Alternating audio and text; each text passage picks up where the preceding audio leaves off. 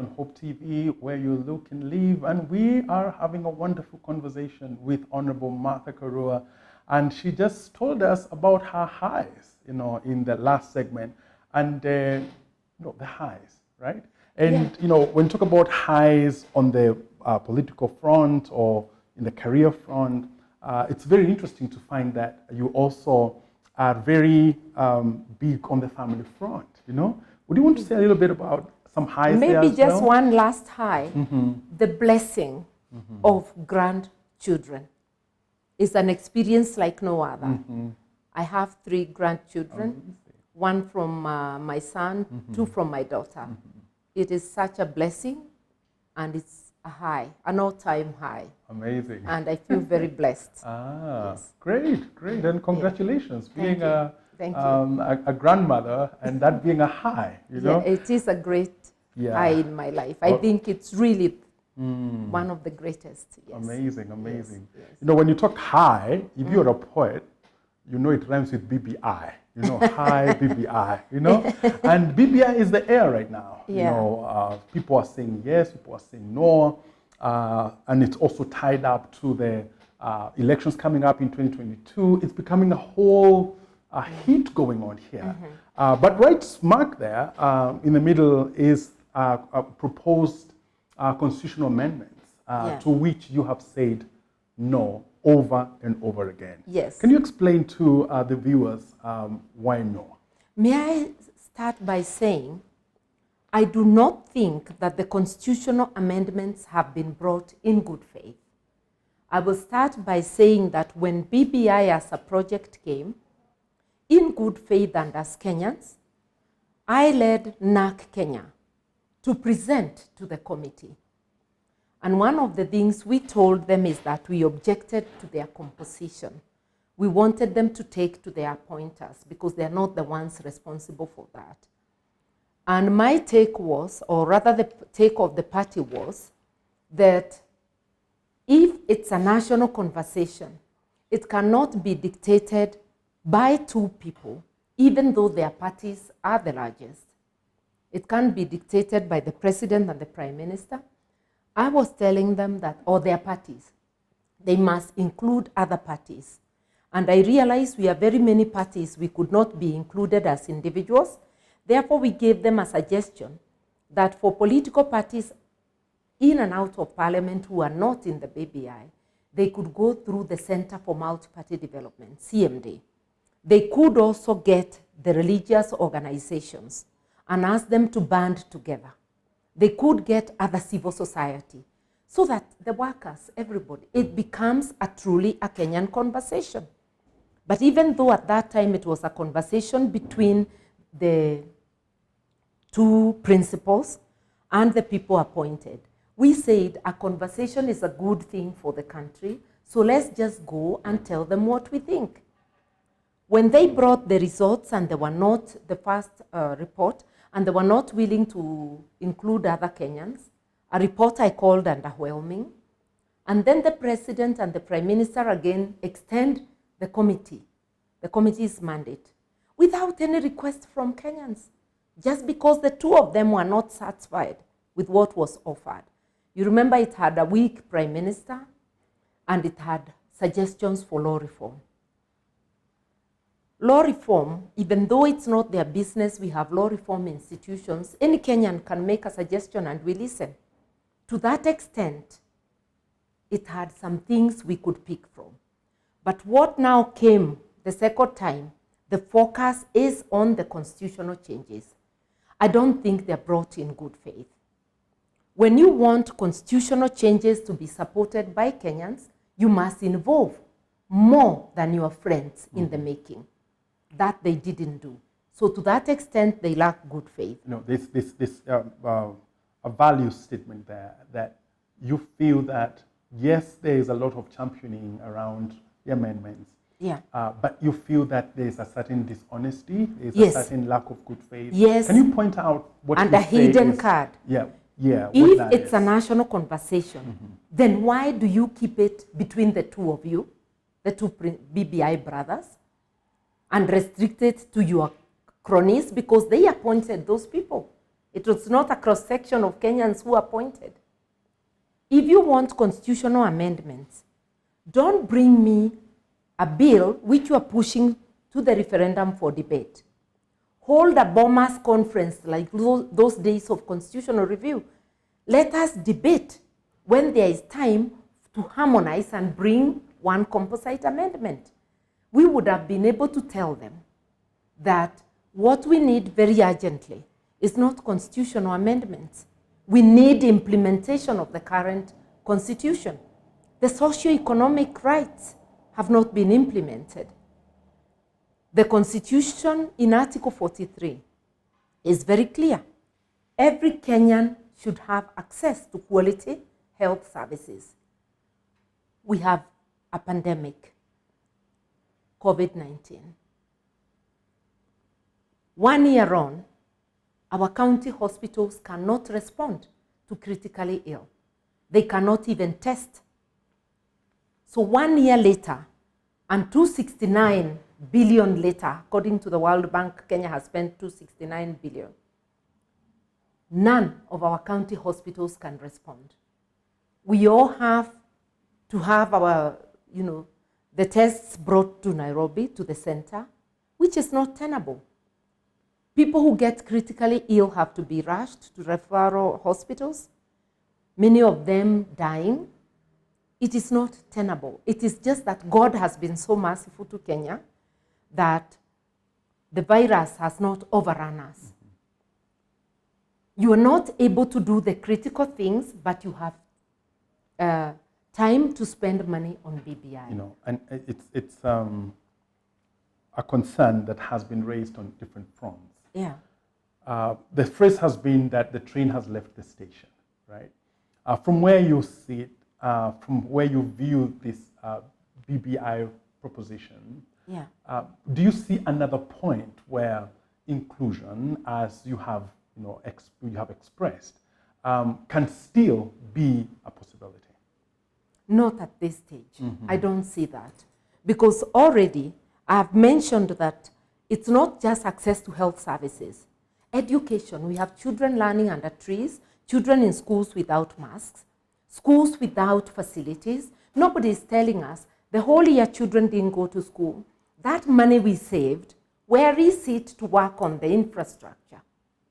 Water and sanitation, which is a vital element for fighting this pandemic and other diseases.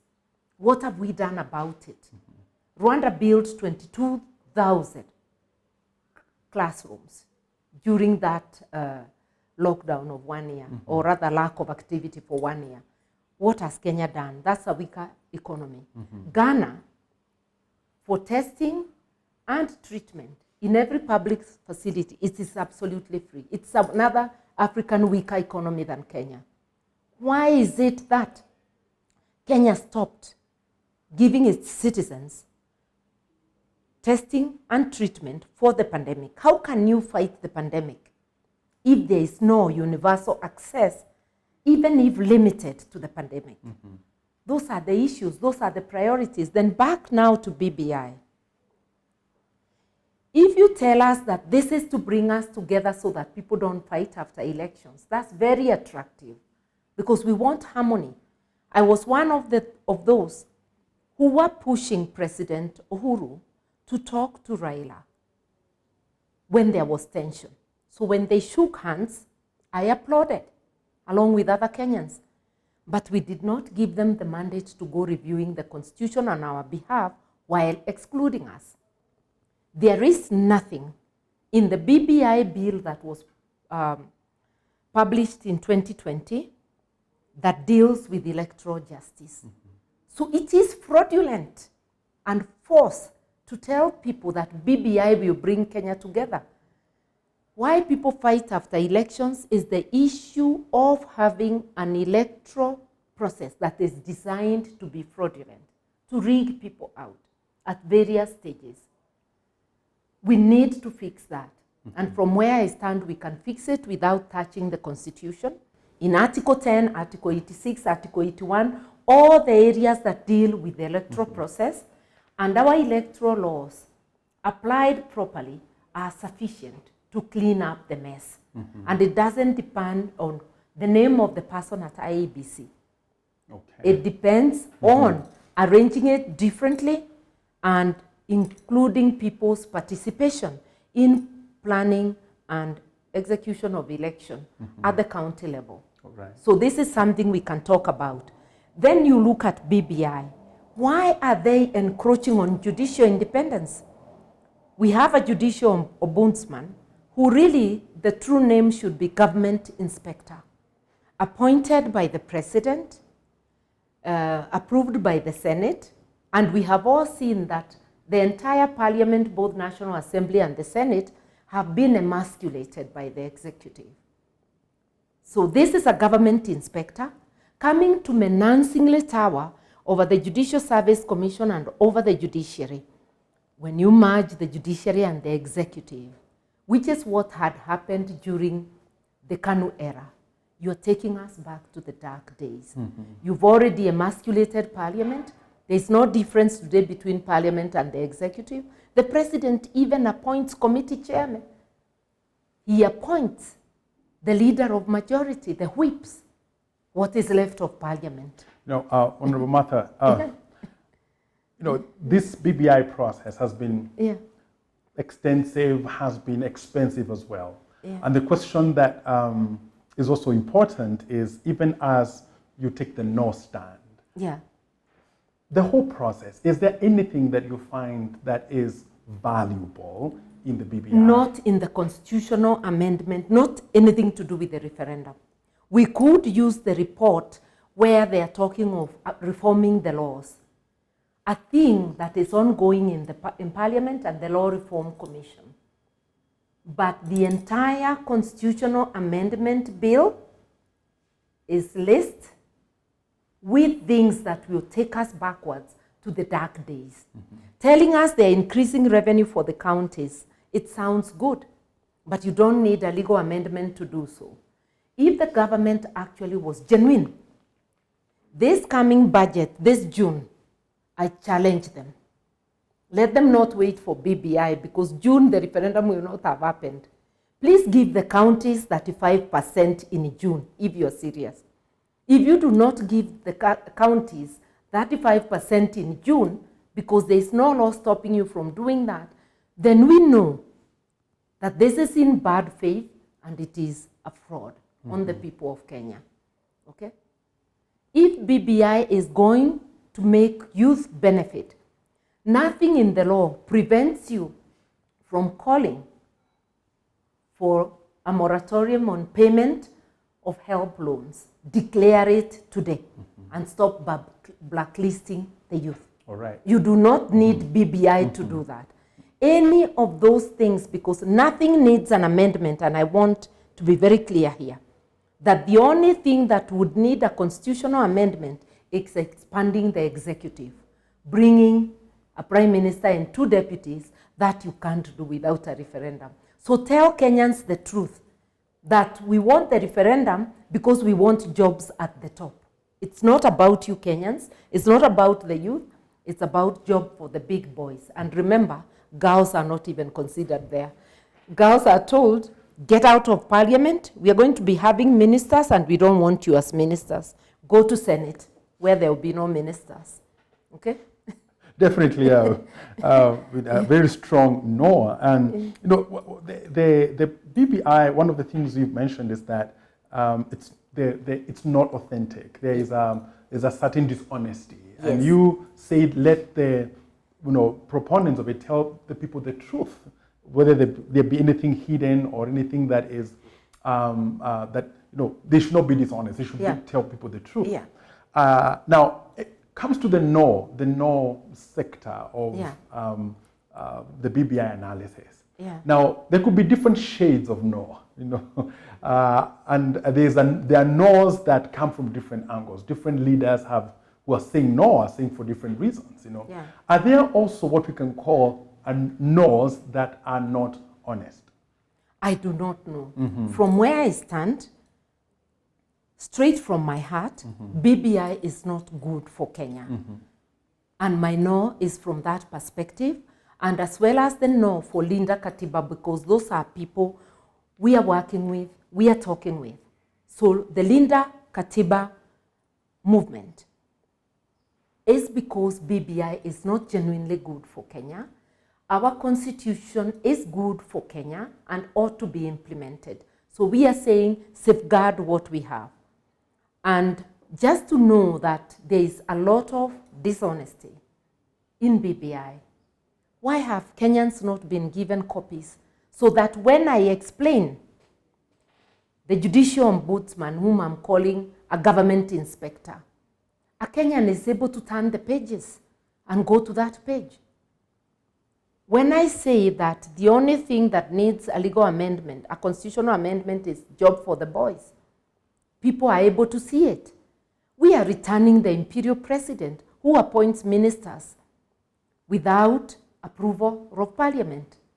The need for vetting has been removed by BBI. That was not the reason people fought. People fought because there was no justice in elections. So where is the section that tackles elections in BBI? And by the way, Kenyans may not know this. It is the president, meaning the majority party, that will appoint the prime minister. So tomorrow, let's say, is the day that Uhuru won. He could still appoint a prime minister from Jubilee and ignore everybody else. The same, if it was,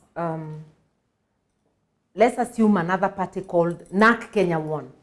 NARC Kenya could appoint a prime minister from within it. Nothing in BBI stops that. So is that honest to tell people this is to stop the fighting? Then tell people very clearly that we are expanding the top posts from 2 to 5 because we want the 5 big tribes to have positions. Kenya has 42 tribes. Is that how you unite? Through exclusion? Why don't we make the electoral process free and fair? Whoever gets elected, we shall not care from which tribe. Why don't we improve governance? Because the crisis we have in Kenya today is not a constitutional crisis. It's a leadership crisis. All right. When you are at that leadership crisis, what we are already beginning to see, Honorable Martha, is intolerance. A lot of it. And we have seen that intolerance in history, right? And now it's again beginning to show up in very passionate ways. And definitely, none of us would want Kenya to see a maturation of intolerance, because we've been there. We've been there. So from where you see, because there's a lot of tension now building up, especially now geared towards, not even BBI, towards 2022. From the point of view of your entire experience, what do we do with this intolerance? We must call it out and resist it now. And I'm reminding Kenyans that BBI came with intolerance. If you remember their very first rallies, which first one was in Kisii, the talk had a lot of intolerance, saying anybody opposing is an enemy. Then we go to Bukungu, and people opposed to BBI plan a rally at Busia, at Mumias. They are beaten up, and the rally is stopped. And Bukungu and Mumias are more than 45 kilometers apart. Why couldn't that rally have been allowed? Intolerance.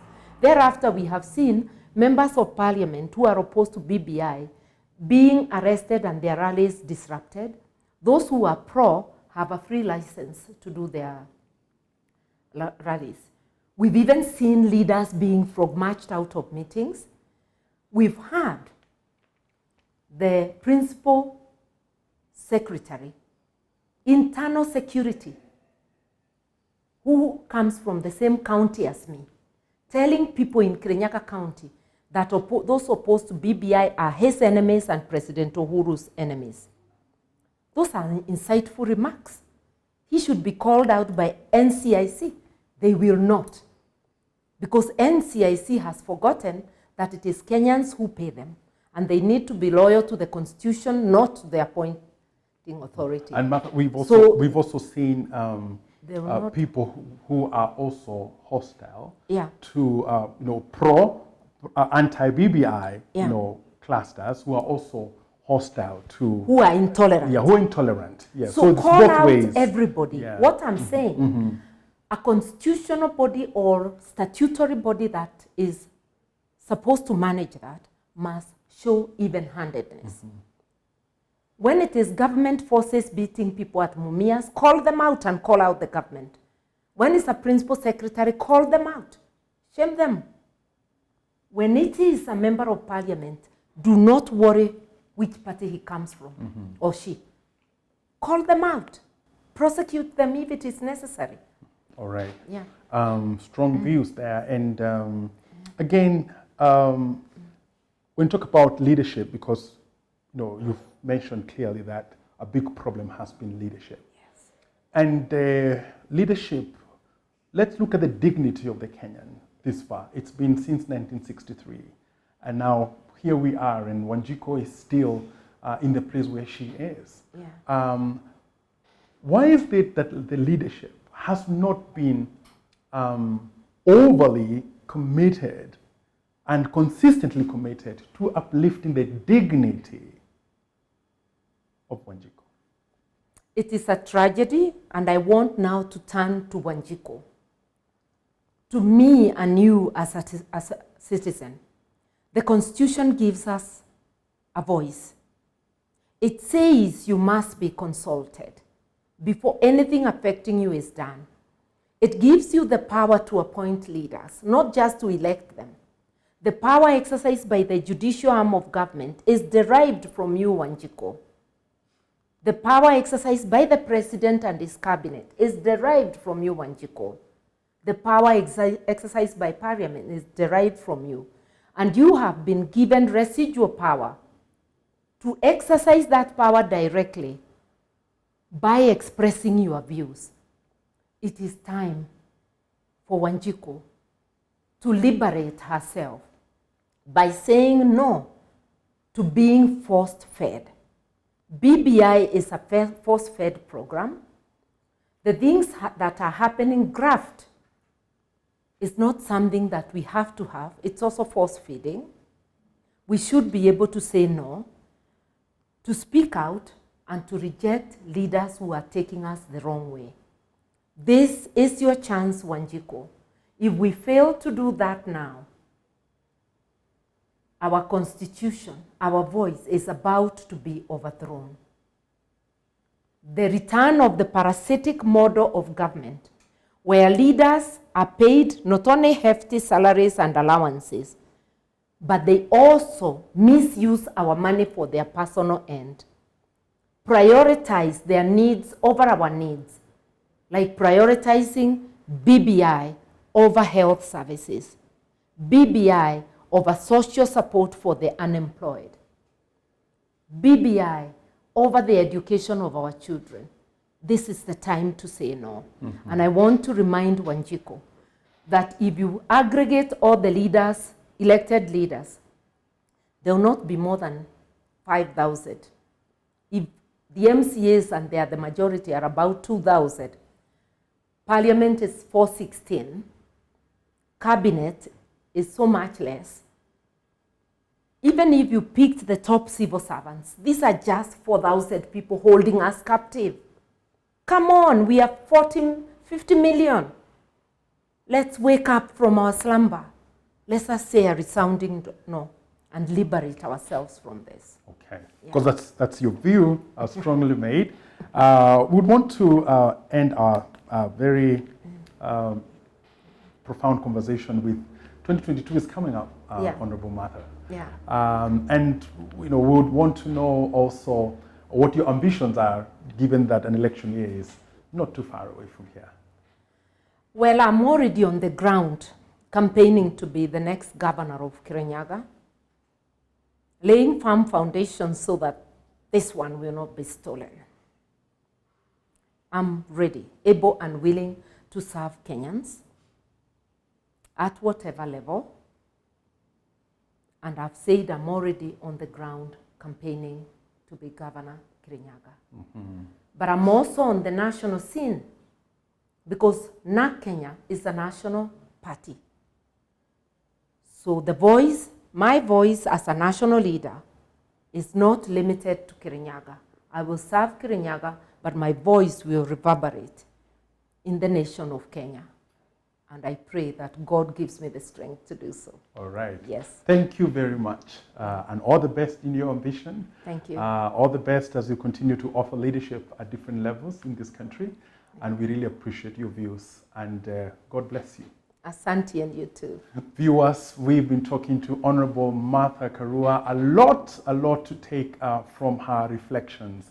And again, as we continue in this country, let us continue to be positive. Let's continue to rise up and do what we must do, because at the end of it all, it is a government of the people. This has been Spotlight. Thanks for watching.